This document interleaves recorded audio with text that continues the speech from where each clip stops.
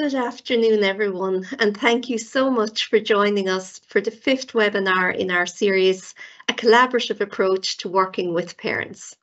My name is Maria Tobin, National Manager with TUSLA Education Support Service. We have a number of fantastic presentations for you today, and I hope you enjoy them. As always, you can put any questions up on the chat. Our first presentation is from two HSCL coordinators who work very closely together, Sarah Troy and Joe Costello. Sarah is a primary school HSCL coordinator shared between two schools in Dublin 5, and Joe is a post-primary coordinator in the same area. This presentation focuses on how schools and parents can work together, promoting the importance of school attendance to parents, as well as practical attendance strategies and initiatives that has worked well for them over their 5 years in the role of HSCL coordinators. Over to you, Sarah and Joe. Thanks, Maria. So good afternoon, everybody. My name is Sarah Troy, and as Maria was just telling you, I am shared between two schools in Dublin 5.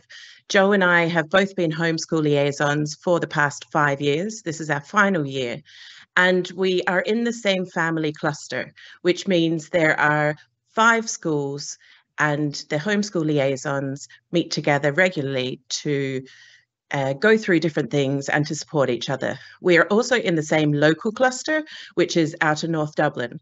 And so 5 times a year, all of the schools in the Outer North Dublin region get together and have a meeting. Together, we have been chairperson and secretary of the cluster, and we have worked together throughout our 5 years.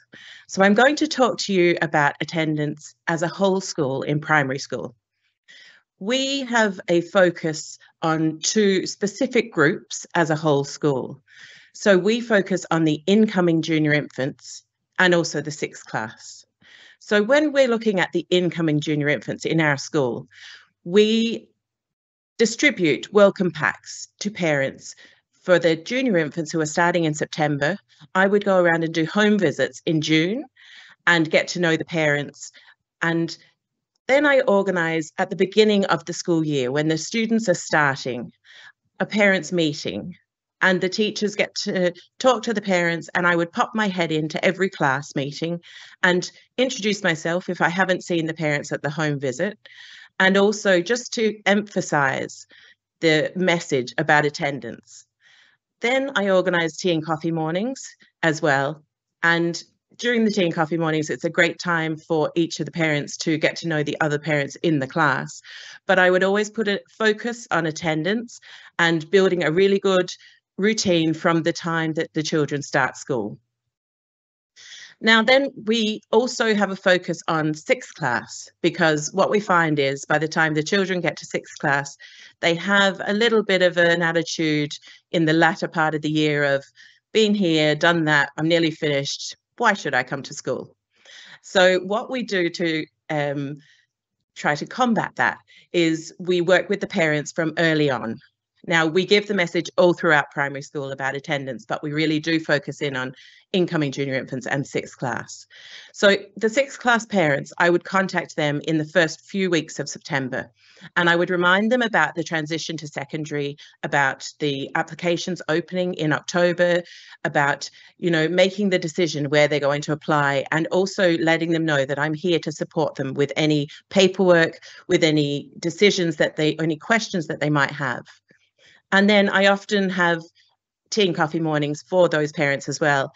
I would usually know a lot of these a lot better because the children have come through the school from junior infants, so they tend to be a little bit more informal. And I do always make a point of, you know, hammering home the attendance at those tea and coffee mornings. Then throughout the year, I would also contact the parents either by phone, by home visits, and a lot of the time at the school gate. So the junior classes, I would see the parents all of the time. The older classes, not so much, but they would know me anyway. What we find is that in my role as homeschool, There are a few things that I can do to support the parents. And to do that, I need to build relationships with those parents so that they trust me. So in my role as homeschool, I also, as well as building relationships, I'm a member of a care team, which I meet with my principal and my deputy once a week, and they act as a support to me.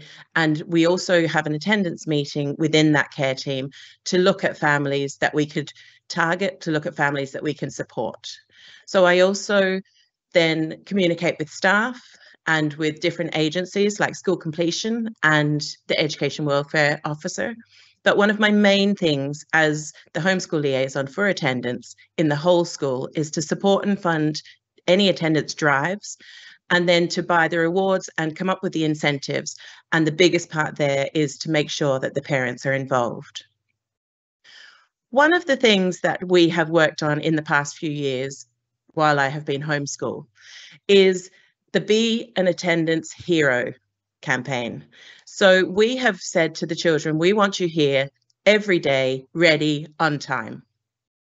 And we have enforced this by different means. You can probably see behind me, there is a pull-up display banner. This has been in the foyer of our school, and it's actually a punctuality one, but I have designed, and it's in the process of being made, an attendance one. This one was mainly used just after COVID, when we couldn't really emphasize attendance, but we emphasized punctuality. So that's a really, really bright something that the parents can't help but notice when they walk into the school. We also have displays around the senior class corridors so that the children are looking at that message about good attendance all of the time. So in the school, we have been going through attendance assemblies, and they happened each month. To begin with, the parents were invited to attend so that they could see the children being rewarded for their attendance, because we know that in primary school, a lot of the time, it's not the children who are at fault if they're not at school. And we realize this, and we realize that the children have a lot of pester power. And so we want to get the parents involved. We know that if the children are rewarded and they know that coming to school, they're going to get different things, they're going to be the ones at home putting the pressure on the parents and pestering, I want to be at school, I want to be at school. So we target the parents and the children. We use Aladdin as our communication app, and we use this app to find all of the children in each class who have 100% attendance, and that is then read out at attendance assembly.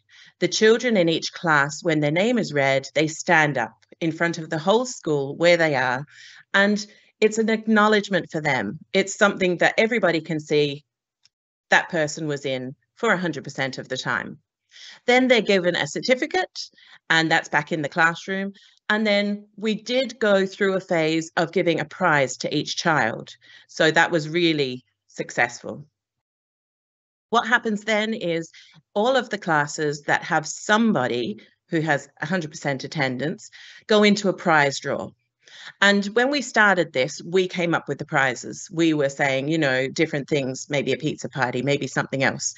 But we decided to look for the student vote or the student voice. So we went to our student council and we asked them to survey in the classes some ideas for prizes and things that they could do as a whole class. Now, we got back some outlandish ideas, but the things that we did get back that we thought were manageable were things like a trip to the playground, a trip to our local playground, which for us is May Park, a movie afternoon with popcorn. That's very doable in the classroom. For a teacher, it doesn't take a lot. You know, there were so many different things that the children came up with that they wanted. So we went with those. This is just an example of some of the individual prizes that we went with as well. So you can see at the bottom of the screen, the 100% attendance bands that are flat. They were made of paper with a little sticky bit at the bottom. They were the first ones that I went with, and the children absolutely loved them. They could choose out of all three, but we found that they broke, and the children came back the next day very upset. So I decided I had to change things up, and we had a look. I found these silicone wristbands. I found the ones that you could personalize, and I ordered them, and they became very popular. We actually ended up ordering them in a few different colors, and the children were stacking them on their wrist. And it was like a real, have you got a band? I've got a band kind of thing. So it was really encouraging, and it was a very visual encouragement. The other things you can see there are things that you can find on the internet, readily available.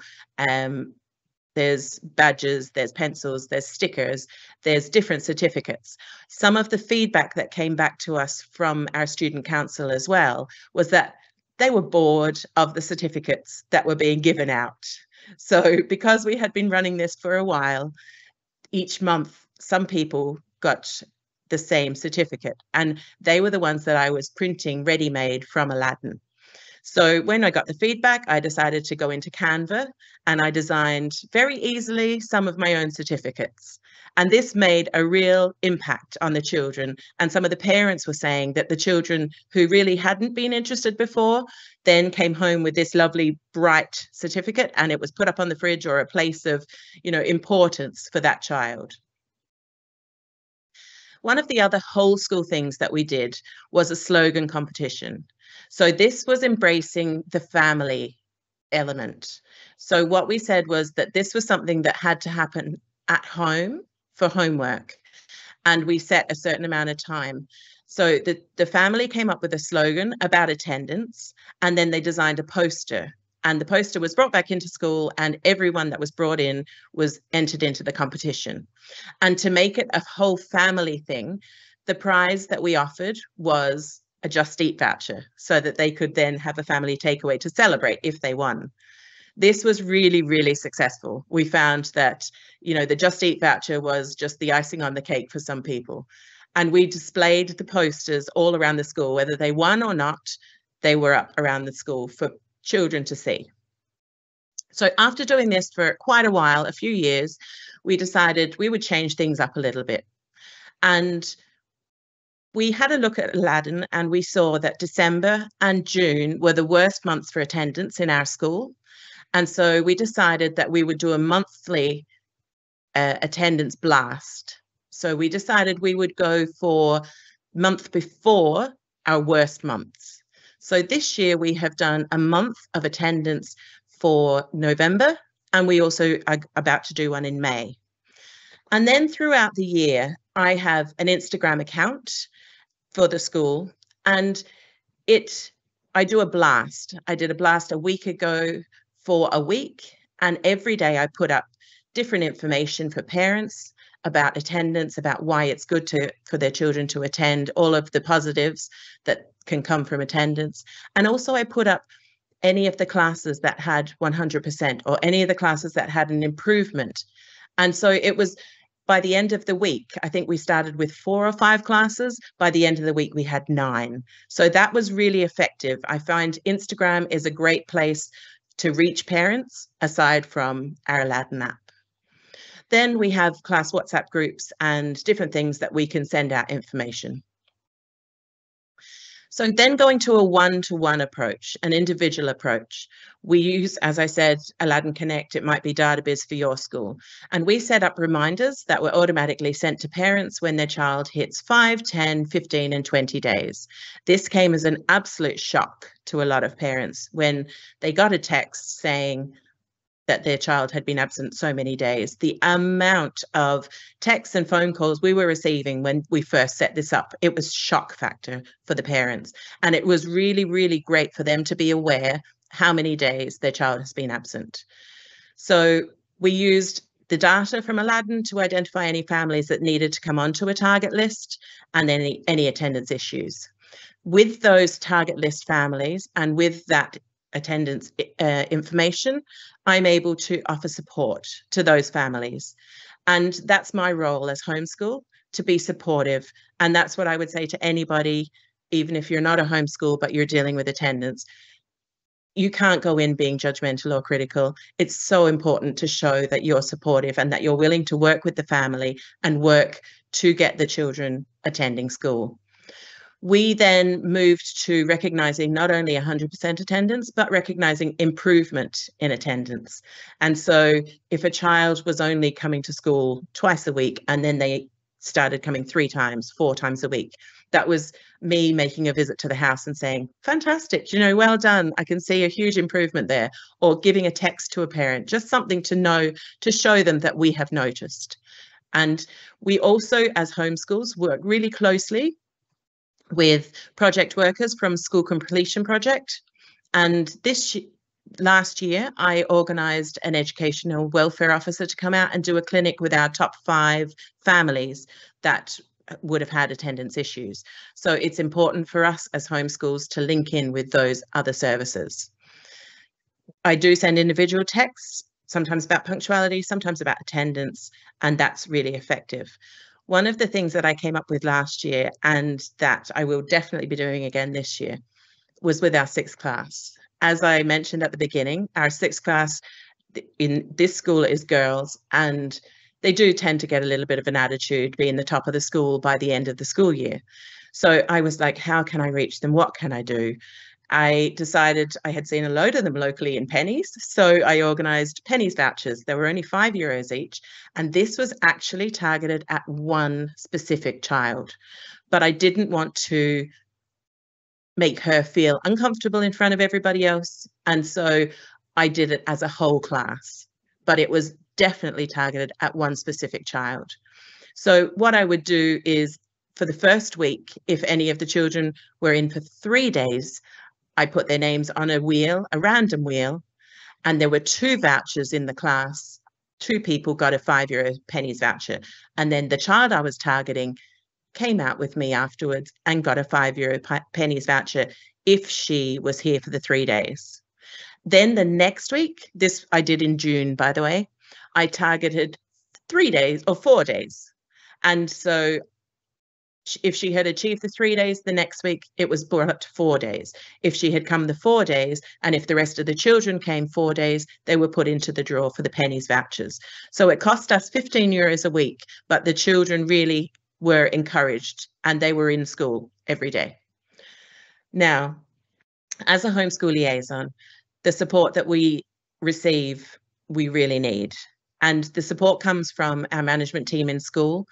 It comes from the EWO, the Educational Welfare Officer, and also the School Completion Project. The attendance campaign that's from TUSLA online has been a godsend with all of the documents, and it just gives you really good guidance. And one of the gold level supports for me has been other homeschool liaisons. At the cluster meetings, we talk, we share ideas, we share things that don't happen, and we share things that do happen. So we're learning from each other all of the time. I follow so many HSCL Instagram accounts and I get so many ideas. And I often, if I'm using that idea, would text them and say, I'm stealing this. And often I've gotten messages back saying, you're not stealing, you're borrowing, because we all share things. Then one of the most important things, I think, as well, when you're working in a school, is to get your staff on board. If you are the only person with this message about attendance, it's not going to work. You're going to need the support of your staff so that they are constantly talking about attendance as well as your initiatives. These are some of the things that you'll find on my Instagram account. It is at hscl.carney, if anybody would like to have a look, grab some ideas. You can see my 5th class there modelling the attendance wristbands and some of the pencils and things that they had. Then on either side, you can see some of the posts that I would have put up during my social media blast. I scour the internet for lots of different things. There's no point reinventing the wheel. And we have found that it's been a really successful way to reach the parents. So that's all from me. Hopefully it's been useful. I'm going to pass over to Joe now to talk about secondary school. Thank you, Sarah. Hello, everybody. My name is Joe Costello. I'm a homeschool liaison in Artane Dublin 5 and an all-boys secondary school. I'd like to broach these subjects today, and I think they're terribly important when it's coming to attendance and dealing with attendance matters. I've summed these up before I present as culture, communication, relationships, home visits and meetings, and an interagency approach. So to create an attendance culture is terribly important among our first-year students. there is a big focus in each September where myself as homeschool and our behaviour support teacher visit each class weekly to really emphasise the importance of coming in. With a slogan of every day counts and setting high expectations, we ask the students on a couple of times in each class, what are the benefits of attendance? And we put this poster up to them and we ask them this particular question. The world is run by those who turn up. And what do you think that means? So we have listed some successful moments in our school from students and teachers who would have attended events and of success. So we have a little questionnaire and we ask them about the attendance benefits. And these are some of the questions and answers that they would have given back to us over the last couple of years. And we can see the important benefits of that. And this poster is also added to their societal use in school. So to learn, becoming independent and developing other skills. So we bring that on another bit forward, and then we go to some statistics which are very important. And we share this with parents as well as the students. I will talk about more about the parents in a minute. So some of the attendance figures, and they're really, really important when it comes to secondary school to focus the mind. We share them with parents, we share them with the students, and we also share them with the students and the staff. So the statistics. Attending school every day is 100%.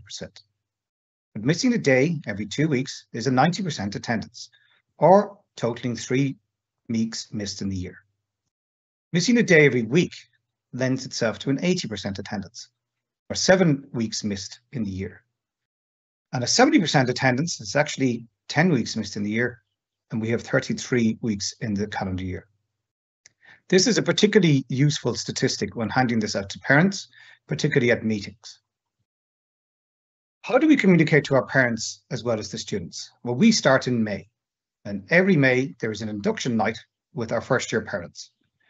This year, we will be speaking about education welfare services, the importance of the 20 days in the referral, and we encourage them to attend and send their students to school. We have an online Zoom in October about attendance and routine. We emphasize the importance of sleep. We use mobile phone use and we use good habits as a barometer of a connectedness to the school. In November, I host coffee mornings with the first year parents. And again, I talk about education, welfare referrals, the importance of the 20 days, phone usage, gaming, and the benefits of sleep again. In terms of our approach to attendance, we have attendance awards termly to the students.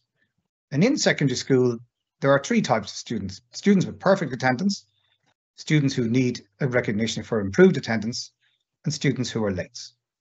So myself as a homeschool, our year head and school completion identify students who we need to set targets for improved attendance and for their lates.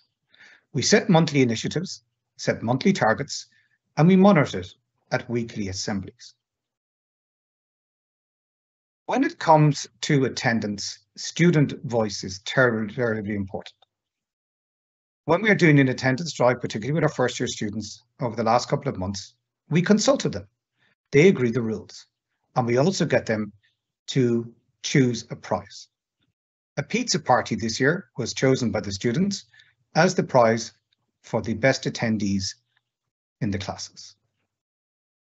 Here's a classic example of our attendance party, where we have a pizza party there, and we look at that 3 times a year. It's a very, very nice morning in the school. Other approaches to the attendance in our school is that we have an attendance target of group of students and families by year. As homeschool and the year head, we meet weekly to review attendance. And then we take action, which is really, really important. So in that slot that we have weekly, we make our phone calls, we put out letters, we ask for one-to-one meetings, and then I go out with home visits. We refer then back to our pastoral care team, which deals with first, second, and third years, and we decide upon interventions. We've also extended our pastoral care team to reflect transition year, 5th year, and 6th year because of increasing difficulties with attendance. And this year, we've had to bring in attendance mentoring for the first time in 5th year. We've had a focus group of 20 students.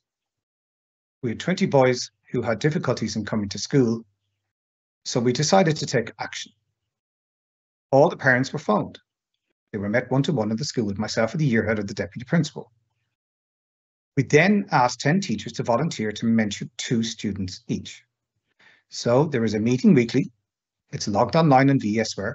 There's an informal chat between the teacher, who is the mentor, and the student about the attendance, about how their week is going. And this is really vital because it gives us background information as to the particular situation which the child may be experiencing, and is reported back to myself and the year head. We're very happy to say since January that there's been an improvement in about 66% of the target group. This will be going on to May, and we will do a little survey then with the student about how he felt being mentee, and then the mentor's teacher as well. And it's very good for our baseline data when planning for our DESH projections for next year. We're going to continue this again into 6th year. We also extend mentoring to students who are in the middle and can be vulnerable as well, particularly post-COVID. So we have a middle cohort mentoring involving 18 of our teachers who have volunteered using Croke Park hours, with 48 of our students. The rationale behind this is to support vulnerable students, and the emphasis is on a connection to the school. It's based on the empirical research of one good adult in the student's life can often help connectedness and a sense of belonging. We follow the well-being module, having this and re-emphasizing the positive relationship in the school. Through the Behaviour for Learning support teacher, we've also done peer mentoring with 8 at-risk boys who mirror behaviour and attendance. So this attendance mentoring with the TYs were trained by the behaviour support teachers in the school. And what it does is that it's an emphasis on social skills, turn-taking, and relationship building around attendance at school, helping students who may be vulnerable and may have difficulty fitting in, and they are met weekly in a social group by the transition years. We find it's an excellent way of the peer mentoring, bringing students on a level and having a relationship with other students is highly, highly beneficial.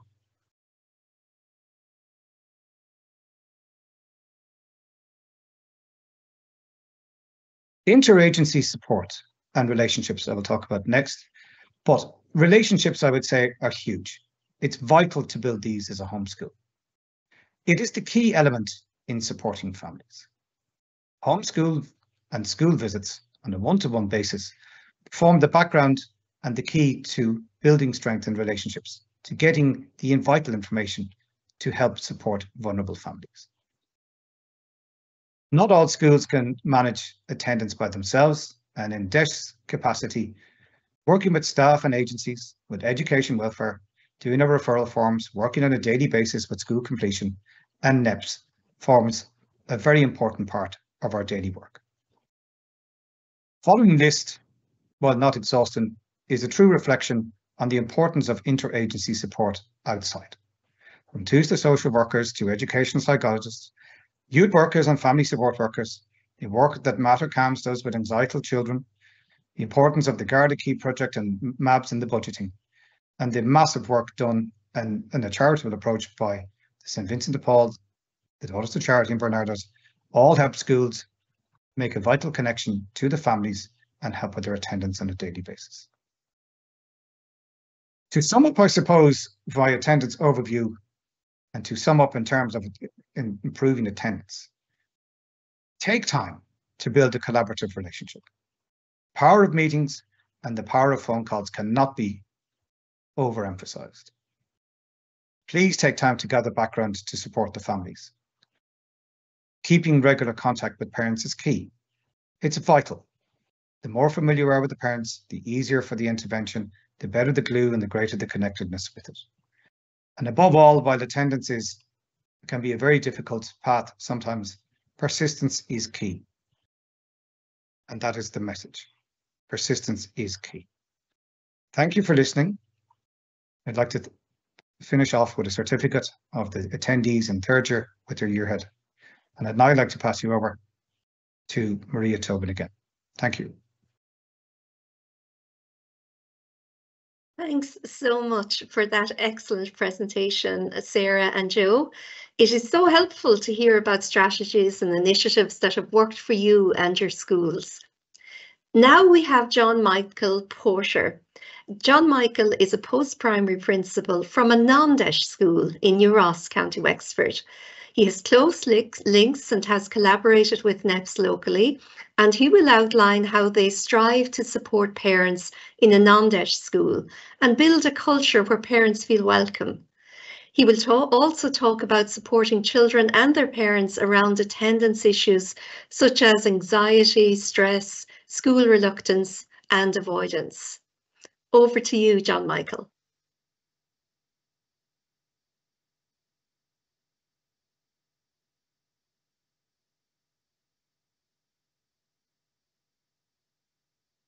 Building a culture in school where parents feel welcome. I suppose the main things, we don't underestimate the small things. We try and do a lot of small things.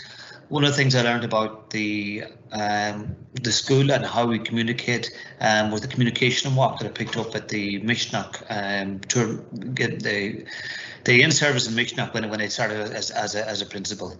And part of that is really to go out and have a look and see, well, what do parents see as they come in the door? What type of welcome do they get? And then as we progress that right throughout the school, what type of welcome do the students get? And really important, so we fill our walls with a lot of student display work, and it's important for us that you don't have to be a winner to be on the wall, that it can be any type of quality, that we make sure that everyone feels welcome with that then as well. Another thing we do is that we make sure that every staff member knows the role and what difference that they can make, and that especially here in the office and the administrative staff and stuff as well, the student can come to us, and it could be the 10th time of the day that a student has come to you for the same thing.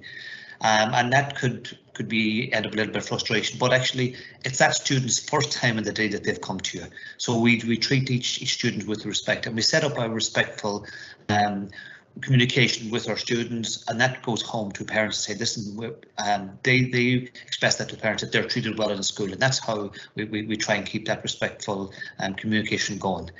I operate an open door policy, and really so if a parent comes in and unannounced, I really try and see if I can take the time, give them the time there and then. Sometimes the 10 or 15 minutes spent doing that at that time can resolve a lot of hours of other meetings that you might need at any other time.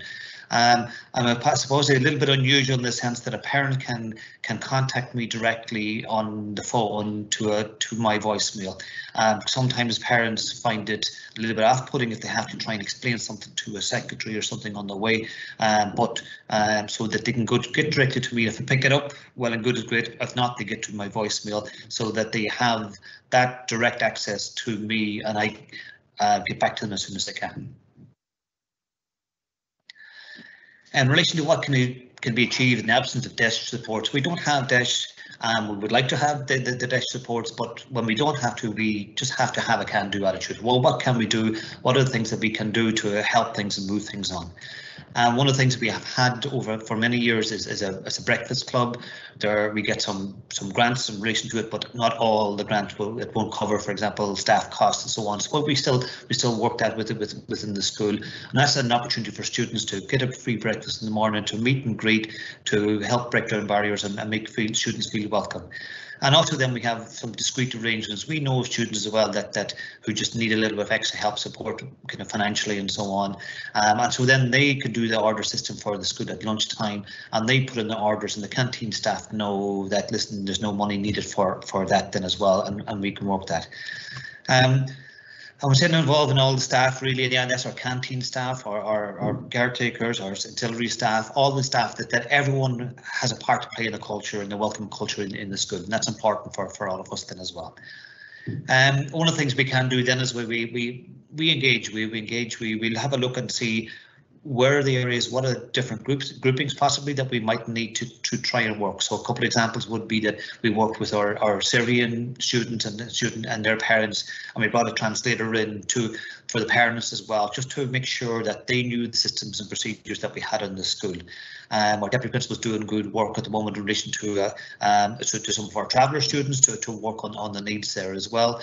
And we had one student who would have parents, and she's a CODA student, both her parents are deaf, and so we had, anytime we've had set up those meetings, we set up the meetings with the sign language interpreter there, so that we can make sure that the parents feel included in everything that's going on. So it's not just by email, that they can face to face, that we can work then as well.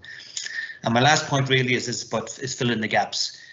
Not everything's perfect. There's no one fixed solution for everything as well, and there are gaps at different times, and that's where the deputy principal and myself step in, and we feel it's important that we have to look after the students and work them through. So we don't have all the answers, but we are willing to drop things and afford time to allow that, and to fill those gaps, and to help progress things rather than leaving them kind of lying for weeks and weeks.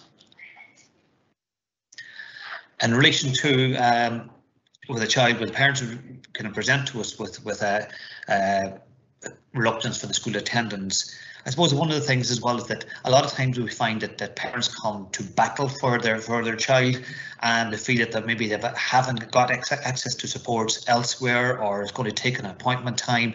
We're open, we're here, we're more accessible, and sometimes they come in with that type of battle head on them as such. Then when we go to most important thing for us as well, first of all, we acknowledge the distress, acknowledge the trauma that's there, acknowledge that it's a difficult time in their homes. So we give them the time and space, and we sit down with them and give them time and space. We listen and hear what they have to say.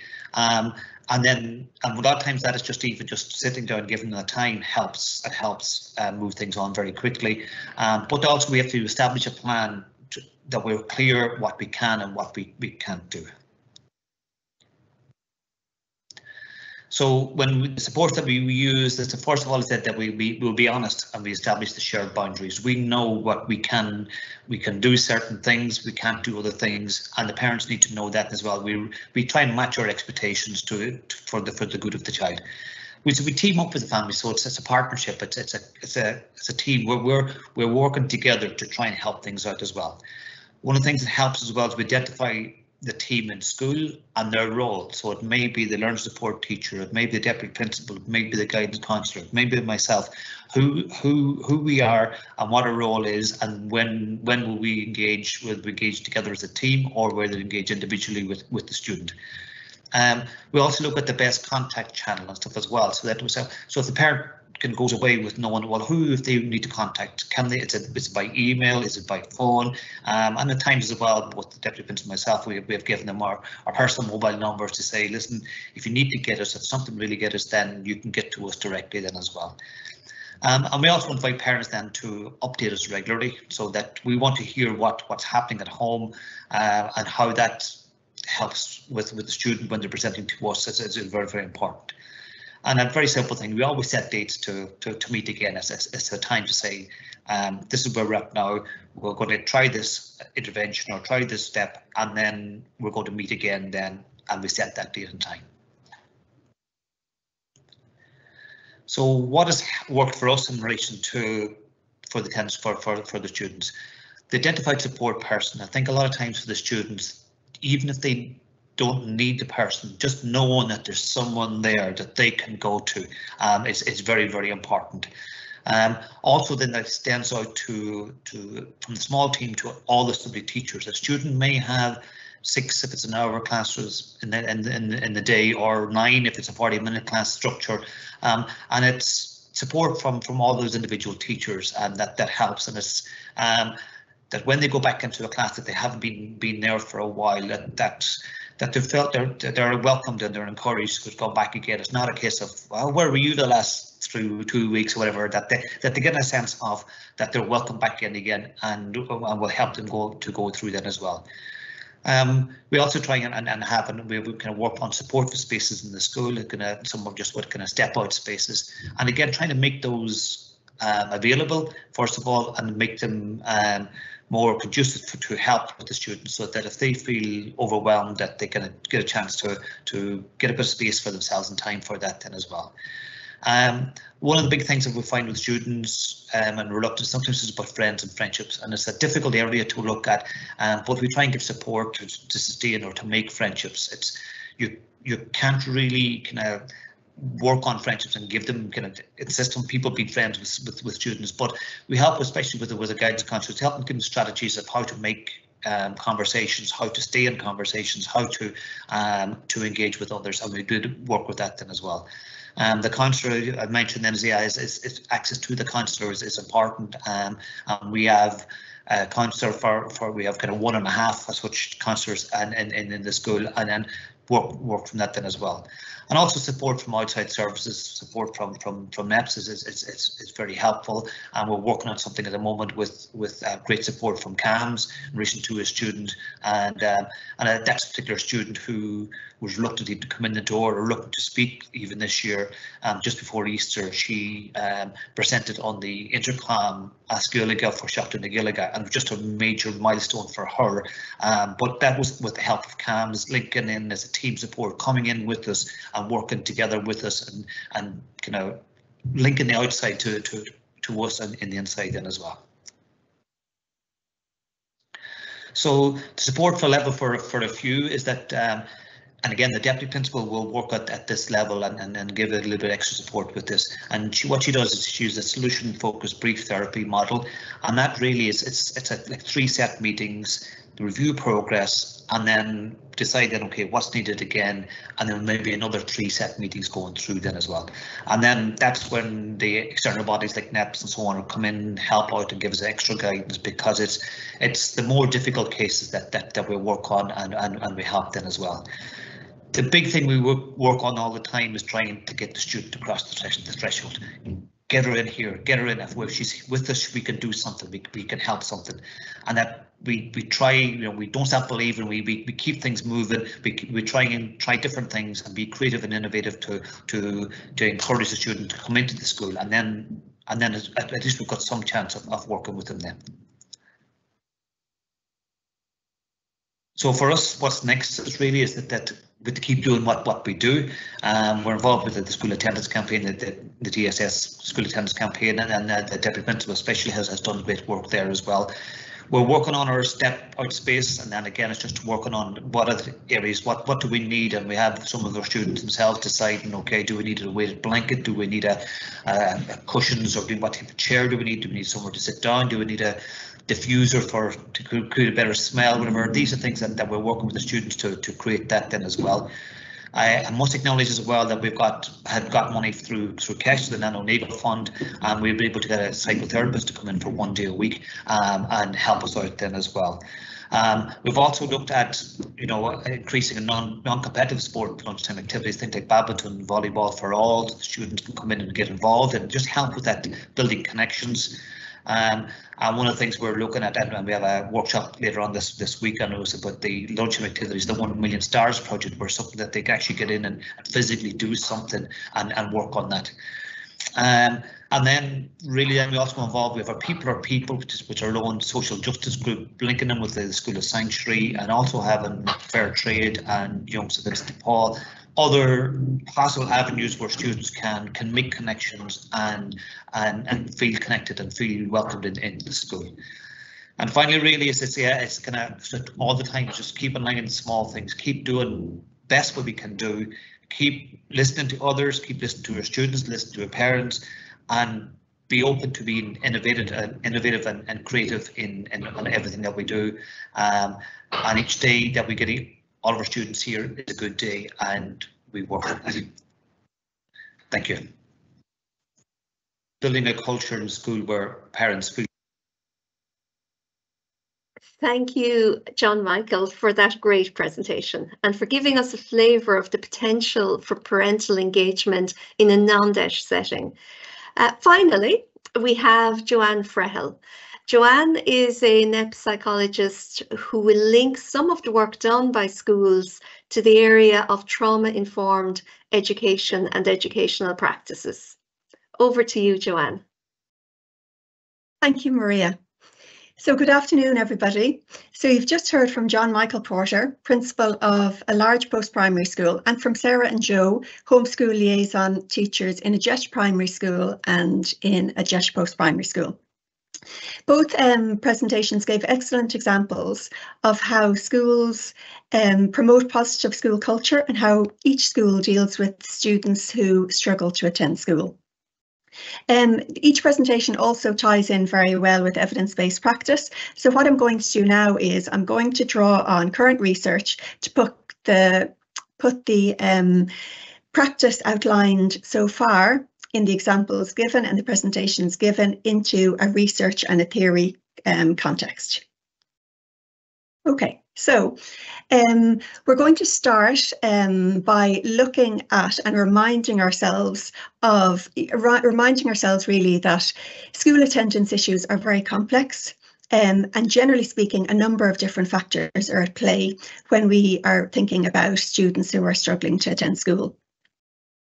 So generally speaking, these factors can be categorised into 3 different areas. Usually we're looking at school factors and thinking about how they impact on attendance issues. We think about family factors and individual or student factors. And then we also need to think and be mindful of environmental factors that are also impacting on a student's ability to attend school.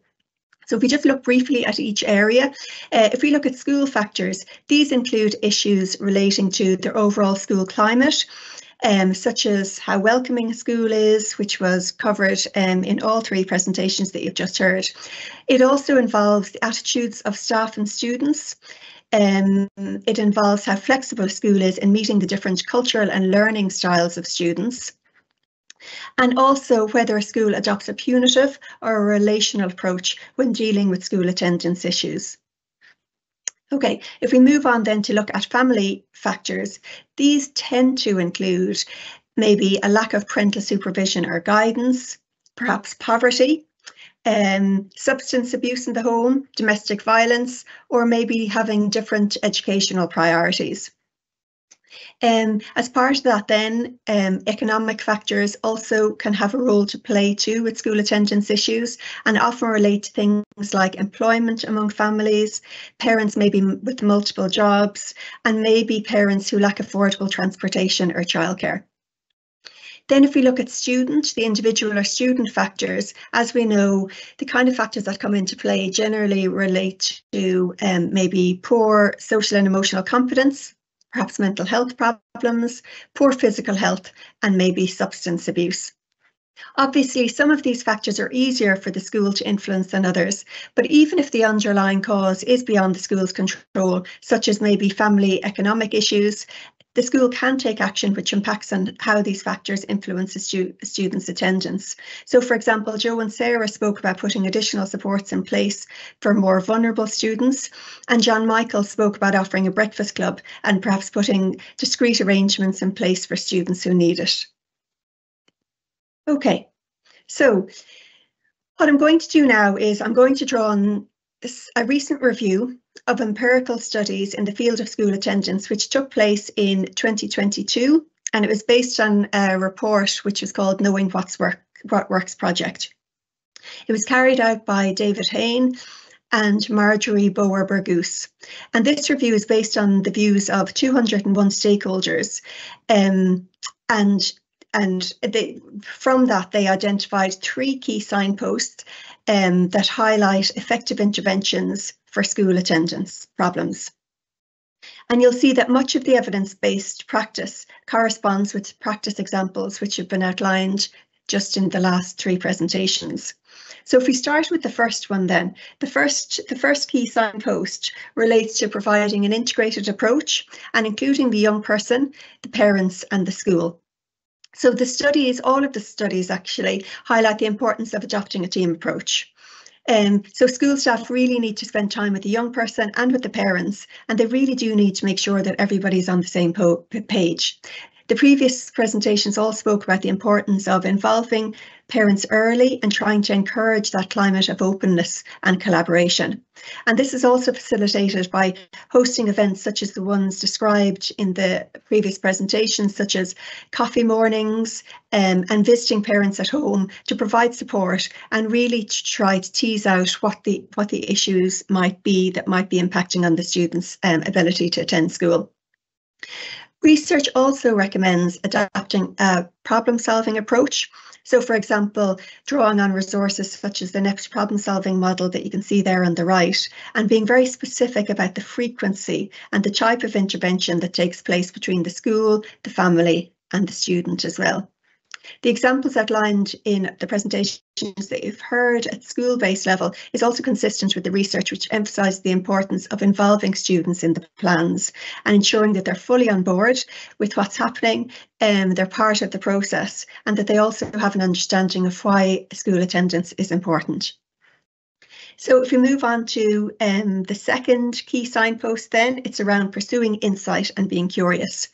So I suppose what we know is that before putting any intervention in place, evidence suggests that we really do need to take time to understand what factors are contributing to the difficulties for the young person or indeed the family.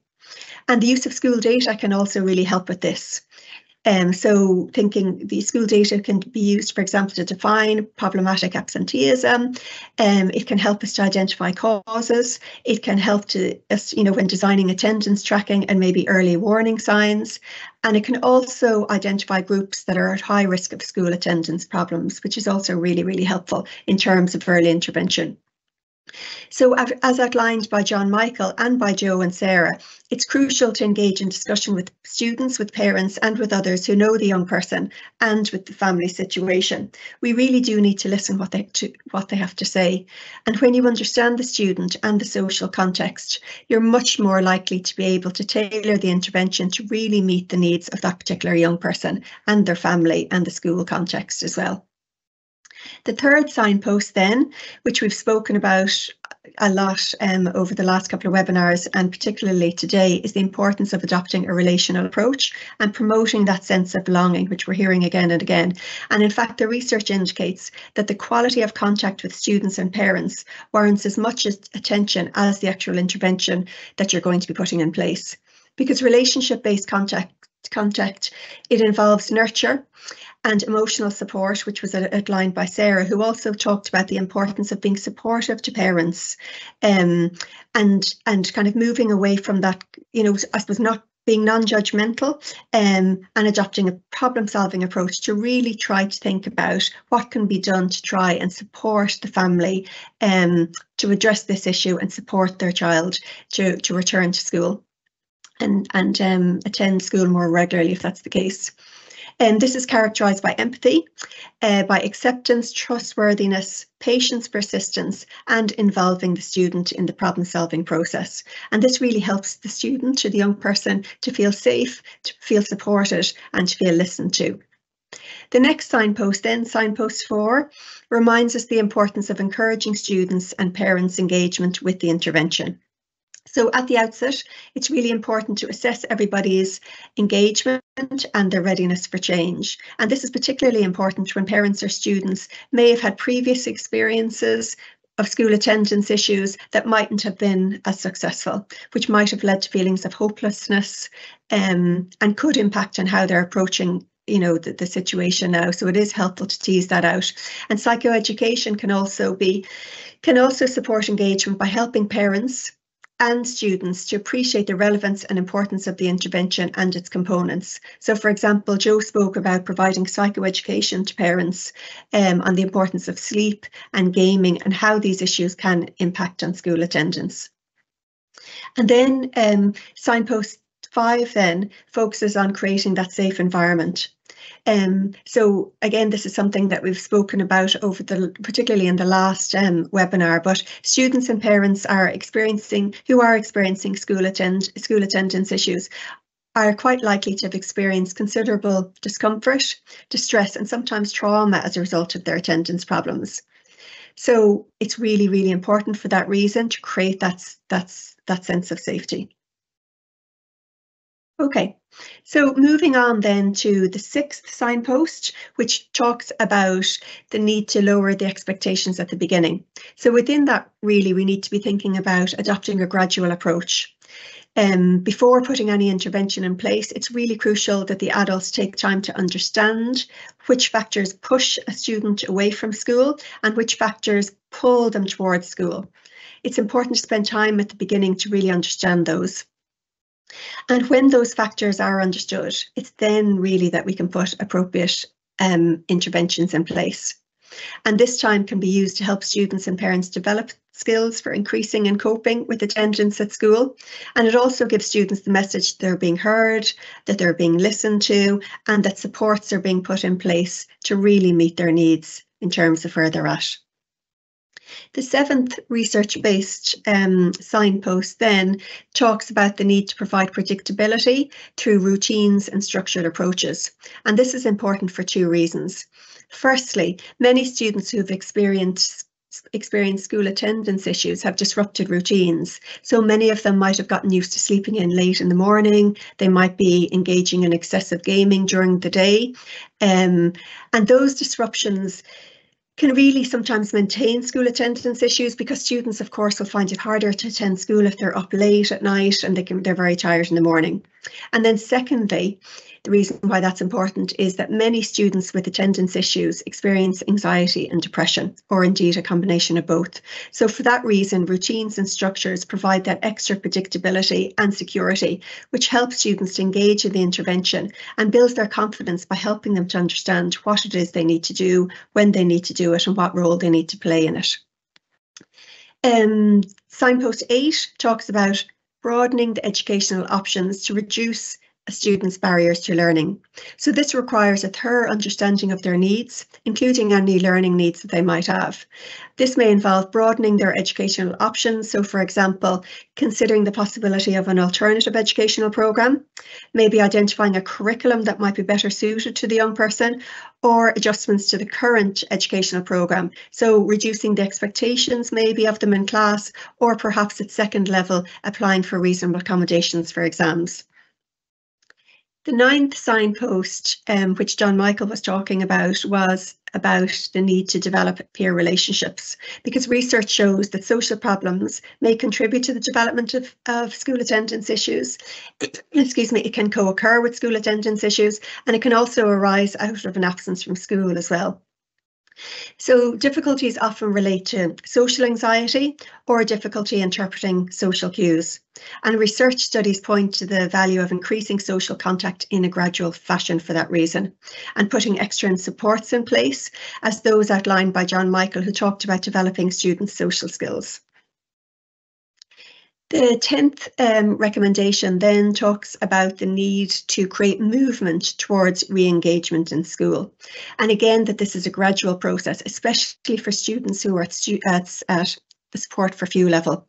This can involve increasing their time in school, as mentioned by Sarah, where she talked about that partial kind of reintroduction back to school, maybe starting with 3 days and moving it on to the 5 days.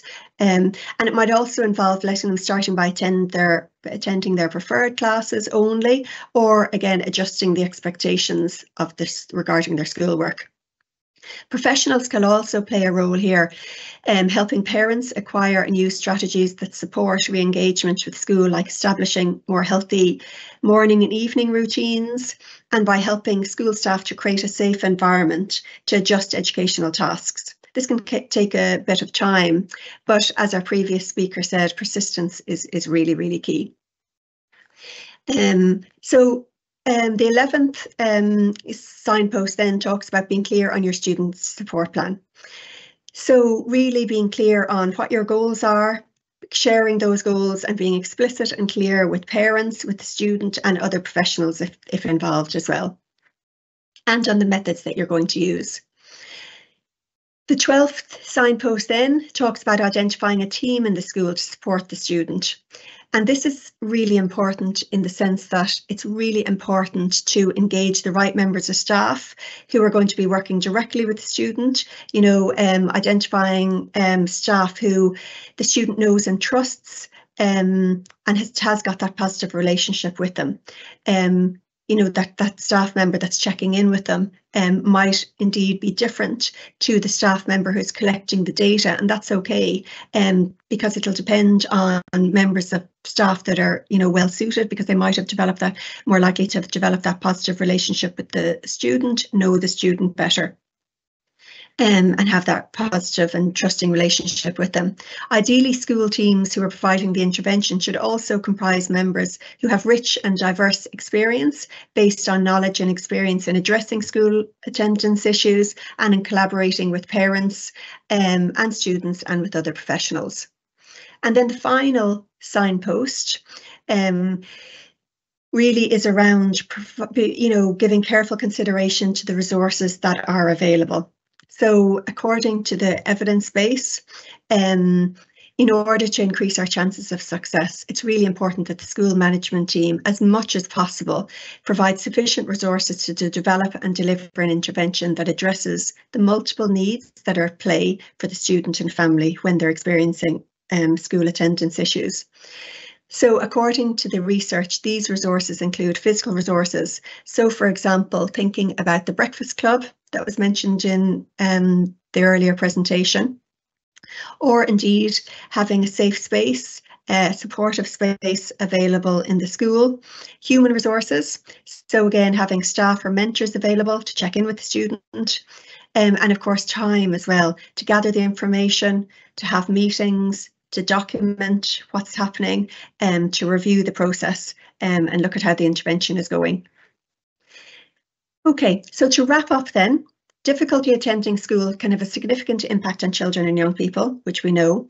However, I suppose the good news is a lot of research has been done recently in this area. And as you can see from the examples outlined and the research presented, the key messages really do fall into, I suppose, relationships. So that need to foster meaningful relationships. And this involves cultivating those positive relationships between the staff and students, between families and schools, which I think was really apparent today in the examples that were given, and also fostering a meaningful relationship with education amongst the students. We also need to broaden our understanding of school attendance issues in order to really understand the complexity of these issues and the complex factors that are often at play. And it's not really until we understand those issues that we're going to be able to put meaningful interventions in place. I suppose the next important message then really is to focus on attendance rather than solely on absence. And again, I think that was really apparent in the kind of supports that are being put in place out in schools from the presentations that we've just seen. This is really important. It's a really important shift because I think in the past we thought a lot around, the absenteeism. But actually, it's really important to place value on the efforts that are being made by the young people and the families who've overcome barriers to attendance. And as highlighted by the school practice that's shared earlier, our approach needs to be on supporting parents, families and children rather than blaming them. So then finally, we need to be, I think the other kind of key message that's coming out of it is really around the need to be creative about the provision of education. So we need to support students to engage in learning that's meaningful to them. And that sometimes it is about adjusting the curriculum or indeed the way in which we're engaging or allowing them or giving them flexibility in their return to school. Okay, so I'm now going to hand you back to Maria, who's going to conclude the presentation. Thank you, Maria. Thank you so much, Joanne, for that excellent presentation. It's so helpful to link the psychology to the practice.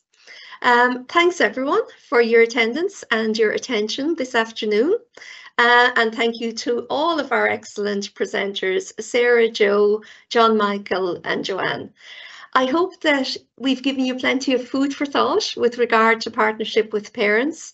There has been a lot of content and of course time is short. So any questions from today will be addressed either directly with you or in our next webinar. I would also like to take this opportunity to remind you that the closing date for our National Attendance Poster Competition is coming up on April 22nd. Take care, everyone, and we hope that you can join us for the last webinar of this series on May 28th. Thank you.